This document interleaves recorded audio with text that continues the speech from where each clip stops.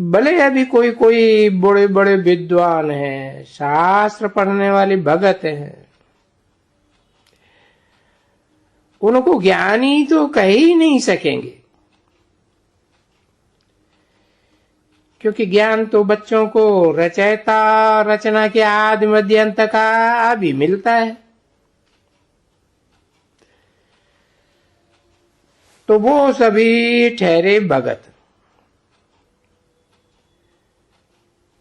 बाप आकर के तुमको ज्ञानी तू आत्मा, आगे कहते थे भक्ति तू आत्मा,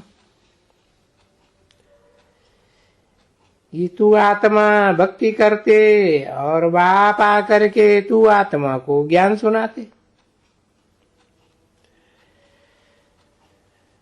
तो देखो ज्ञान और भक्ति में कितना फर्क होता है।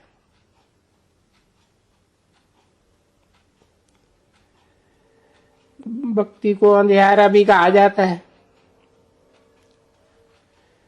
तो अंधियारे में भक्ति से पतन भी होता है। अभी सब रात समझते गए, ऐसे नहीं कहेंगे भक्ति से भगवान मिलते हैं, नहीं, भक्ति से भगवान कोई को नहीं मिलते हैं। बाप ने आकर के समझाया कि भक्ति का भी पार्ट है, फिर ज्ञान का भी पार्ट है, आधा आधा है।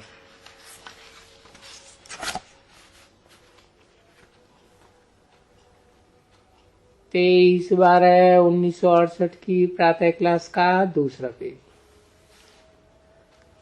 अभी तुम जानते हो कि पहले हम भगत थे, और भगत थे तो कोई भी सुख नहीं था।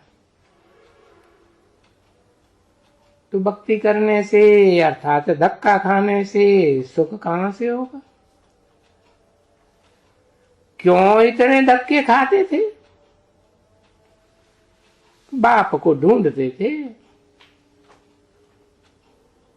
तो वो ड्रामा का पार्ट है कि हाँ अभी हम जान गए कि यज्ञ, ये तप, दान वगैरह वगैरह जो भी करते थे, ढूंढते थे। तो ढूंढते ढूंढते धक्का खाते खाते खाते तंग हो जाते।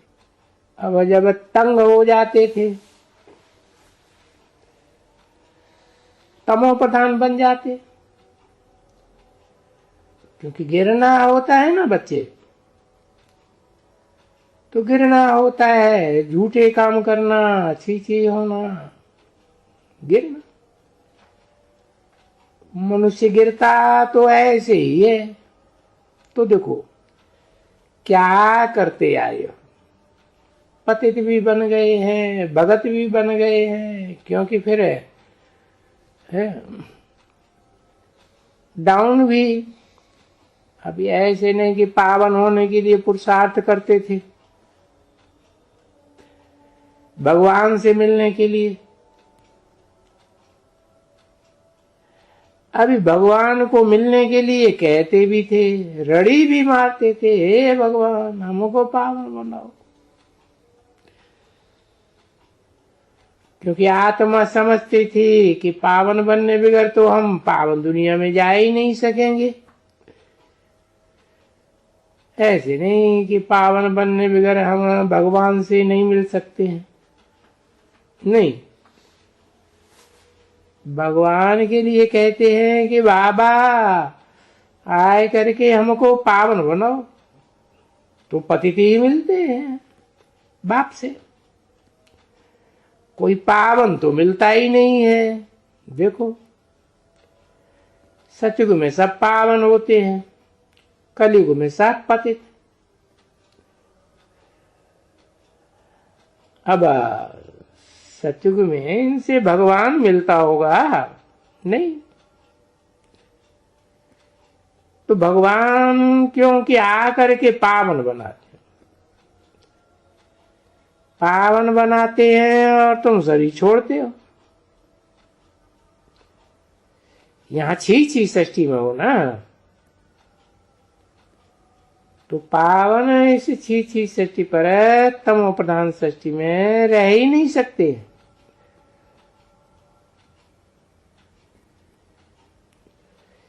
ये कायदा ही नहीं है।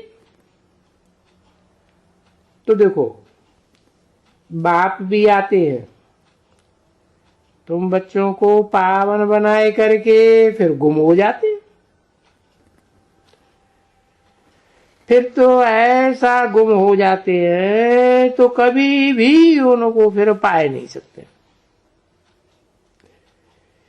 क्योंकि उनका पार्ट ही ड्रामा में वंडरफुल है।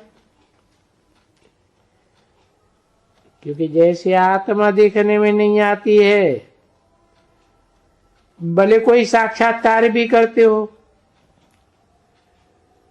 तो कोई को समझ में नहीं आ रहे, किसको भी।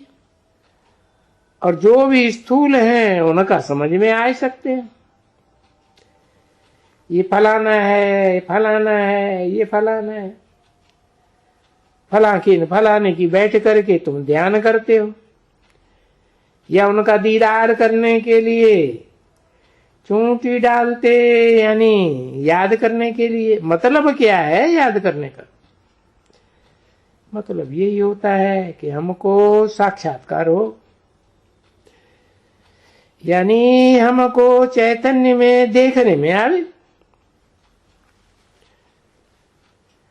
अभी उसका कोई मतलब तो है नहीं भक्ति मार्ग में।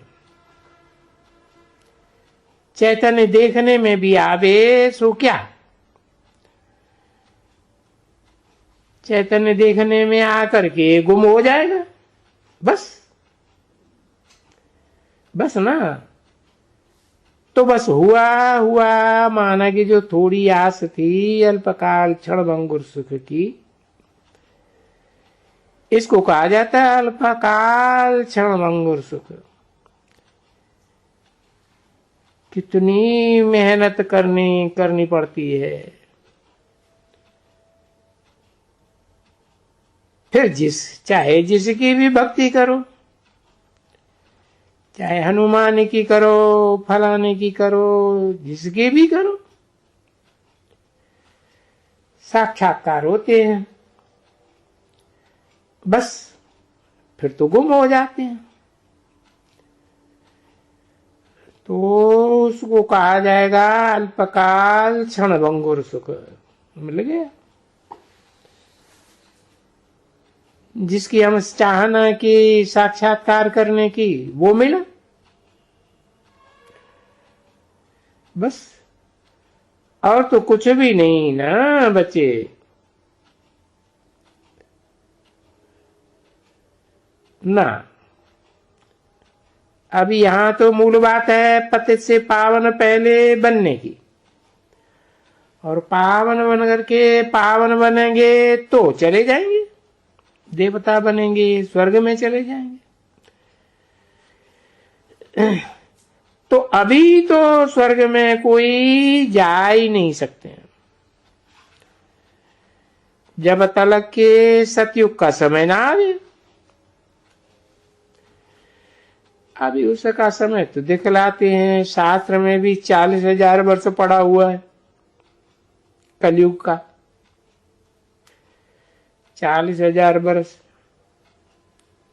और यहां तो यही सारा युग 5,000 वर्ष का।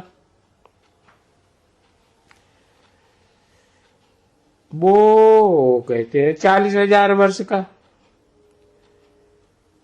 तो उनके बाद है। तो देखो ये इसको कहा जाता है घोर अंधेरा।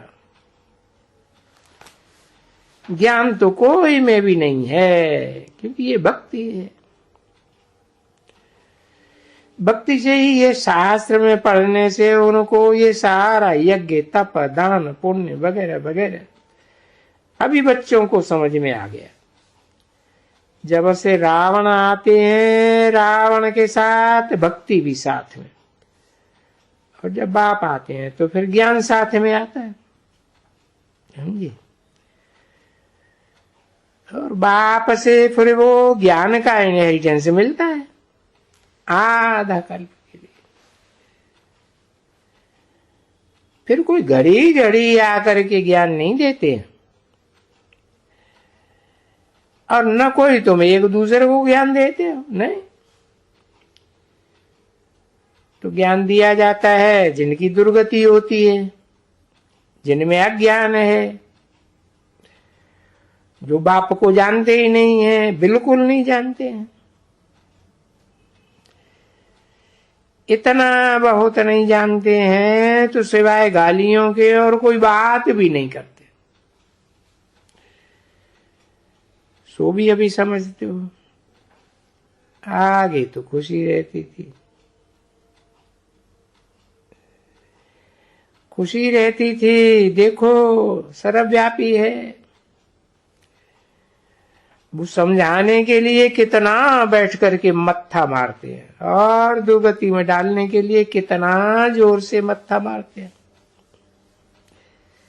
गाली देने की, तिरस्कार करने की, डिफेम करने के लिए कितना जोर से बैठ करके है समझाते हैं। 23 दिसंबर 1968 की प्रातः क्लास का तीसरा दिन। तुम कहो कि नहीं कहो, बाबा तो बाबा ही है हम आत्माओं का। वो बैठ करके बताते हैं कि नहीं, टिक्कर है, भिक्तर है, फलाना है, टीरा है। ऐसा होता नहीं है। तो ये बात बच्चों ने समझी है अच्छी तरह से। बिल्कुल भक्ति अलग चीज है एकदम। ओम शांति।